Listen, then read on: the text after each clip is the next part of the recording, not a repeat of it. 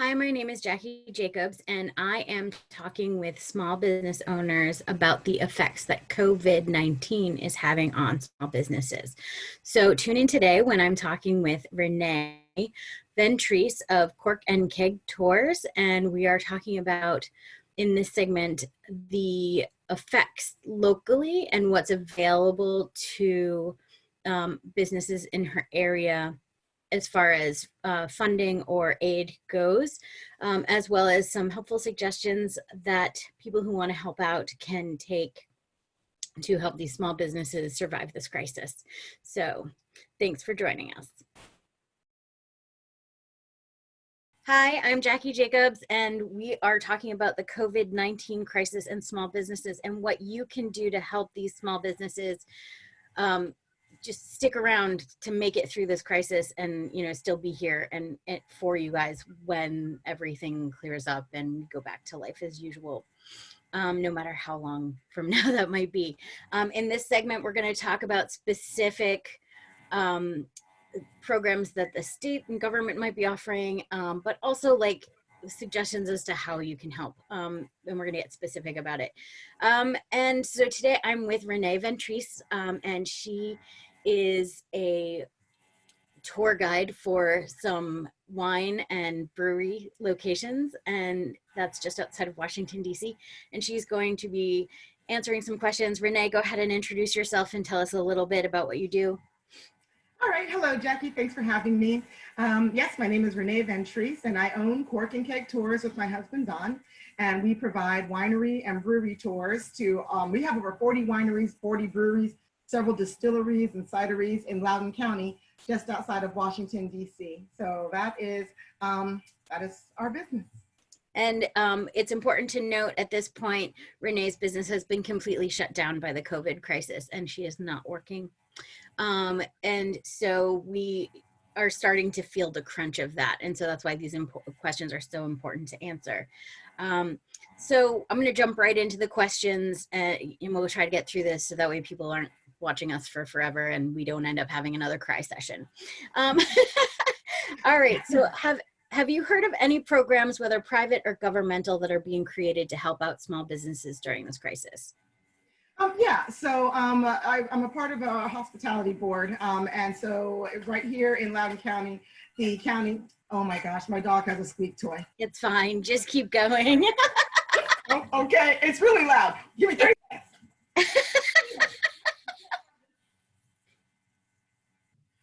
Sorry. And we're providing you with some comic relief. I thought I hid that squeak toy. Sorry, okay, so here in Loudoun County, we do have a Visit Loudoun Foundation that is through our the hospitality division of the county, and so they've got a fund that is set up to help small businesses in hospitality. Any small businesses can also qualify for an SBA loan. I forget the designation, but because Virginia has declared a state of emergency and so has our county, we qualify for, it's like disaster relief or something like that.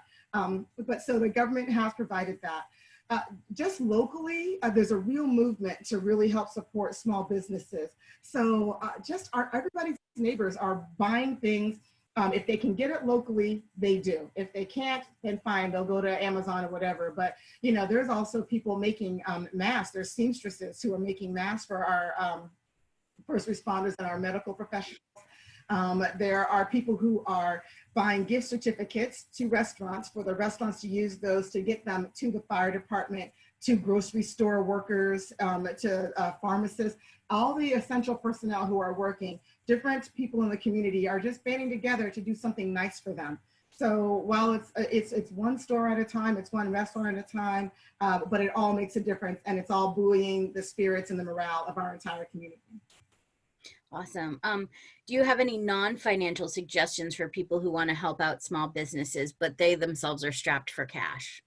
100%. I mean, like us, we don't have any business. We won't have any more for March. We will have none for April, and hopefully, I don't know what's going to happen for May. So, unfortunately, I can't go out and spend all the money I'd like to spend at places that I might have spent before. So, writing reviews, going to the different platforms for reviews for Yelp, and Google and Facebook and their own, personal websites. If you can write a review for a company that you've got a personal experience with and they did a great job, please do. That costs you nothing but a little bit of time, but it makes a world of difference for their business.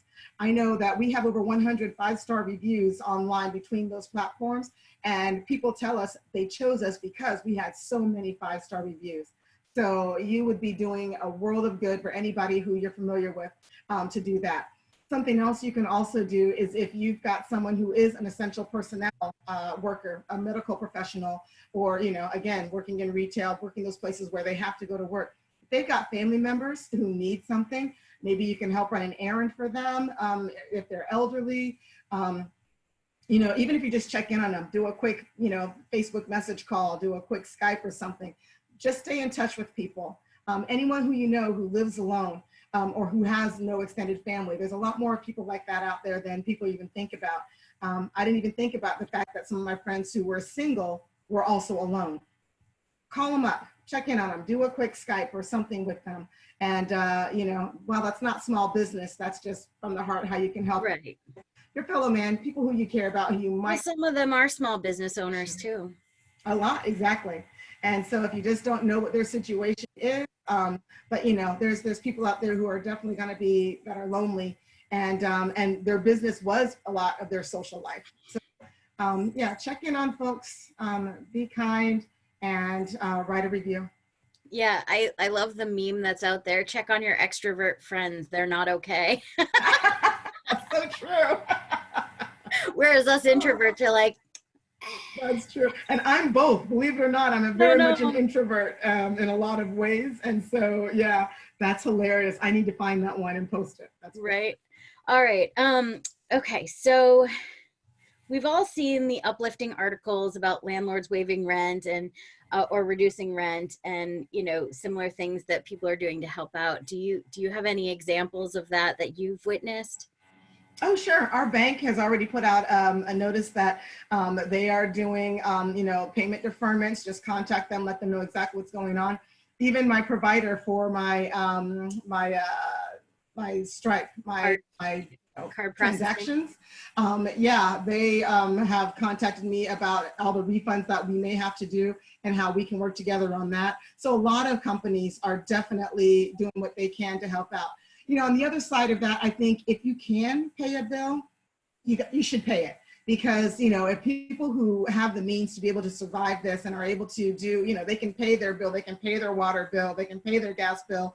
If they are not paying those, that might have a trickle-down effect later on for that business. Remember, people work there too, so, if you are able to pay a bill, I'd say go for it. But, there's the gas companies, electric companies, a lot of them locally are deferring payments. We intend to pay what we can for what we need to. And if there's anything where we start to feel kind of strapped in the next, coming months, then that's when we'll make a determination on that. So, yeah. And I think even the IRS is yeah, they extended the deadline to July. That's pretty exciting. Yeah, I already filed, but especially same. for small business owners, because we rarely get money back. We're usually paying money out. So that's a great way that the government has helped small businesses. And so cheers to that, for real. Yeah, absolutely. I'm really pleased to see that, this virus is not partisan. It's not red, it's not blue, and it's something that, all of us, all different agencies are working to find ways for small businesses to stay alive, because if a lot of us lose our businesses, that's a lot of bills that aren't paid. That might be people having to go on state aid. I mean, there's all types of ramifications that would come from government and local, government not doing their part. So I'm really encouraged that a lot of that is happening. Right.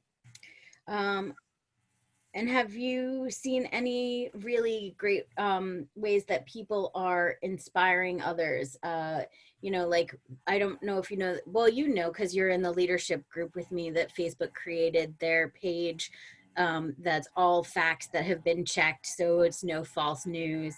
And they've also been putting together that small business grant program. Mm-hmm. So are there any other examples of stuff like that you've seen, like a specific community coming together to help out? Oh, there's just so many. I mean, like I said, there's the people doing the masks. Oh, so here's another thing. So we've got a lot of local musicians because, again, we are a hospitality and tourism destination. So there's all the winery musicians who, they make their money going and gigging out at the restaurants, bars, wineries, and breweries who can't. They're online right now and they're playing online, and people are donating to them while they play. So they're still singing for their supper. So they're not, starting GoFundMe's. They are actually saying, hey, I'm still performing. So it's uplifting. You get these. There's a DJ that I listened to all day. I was just dancing in my seat all day. He was awesome. So people are still trying to do what they can if they can do online businesses. There are makeup artists who are doing online tutorials instead of, for their brides who they can't do their makeup themselves. So like, okay, well, here's an online, tutorial, yeah, I'm not going to make the money I would have, but it's something. Again, keeping engaged with their audiences. We've got the people who are making the masks. We've got folks who are doing deliveries for, to the hospitals, to the elderly neighborhoods and homes. It's endless. I mean, all you have to do is ask in this community, and people give and people do. So that's what we're looking at as well, ways that we can also help, since we have a big, beautiful, luxurious van sitting out there, that if we need to help people move some stuff, we will. I don't know that we're going to be moving a lot of food because I can't have her smelling like, top roast and bulgogi, but we will do what we can to help to help do some delivery. So we've got some things going. So That's good. This is a super giving, really philanthropic community. And I'm actually getting ready to host an online fundraiser for a charity that I volunteer for. Can I talk about that charity? Yep. So it's called Veterans Moving Forward, and it's a national charity, and they train and provide service dogs to vets in need, like with PTSD, traumatic brain injury, missing limbs, mobility issues, anxiety, panic attacks. Our service dogs are in training for over 2 years, and they are specifically trained for specific veteran needs. March was going to be the beginning of giving season, where we were doing doggy days of giving, and we were going to be going out and doing, yappy hours at different restaurants, bars, all these outdoor events. Not happening. So I'm going to try to put together an online fundraiser for them. And there's been a few of those that I've seen as well. So it's just going to be ways that we're going to be able to stream the dogs in training, and people are going to be able to come on, see it, click donate, and try to give the way they would have given had they come to the event. So lots of that happening too. All right. Well, on that note, we're going to wrap up this section of the interview, and we'll be back with another section. And I just want to thank Renee for joining me today and helping me come up with some great ideas that we can pass on to people to help out those small businesses that we love so much. Sure. So, thanks for having me, Jackie. Thanks for joining us today. We were talking with Renee Ventrice of Cork and Keg Tours out just outside of Washington, D.C. in Loudoun, Virginia, about the COVID crisis and the effects it's been on small businesses. We really appreciate that you've taken the time to join us today, and we hope that you'll take some of the actions that we outlined in this video. And if you're interested in seeing more about the effects of the COVID crisis on small businesses, stay tuned for the rest of the series, and the final segment with Renee is coming soon. Have a great day and stay safe.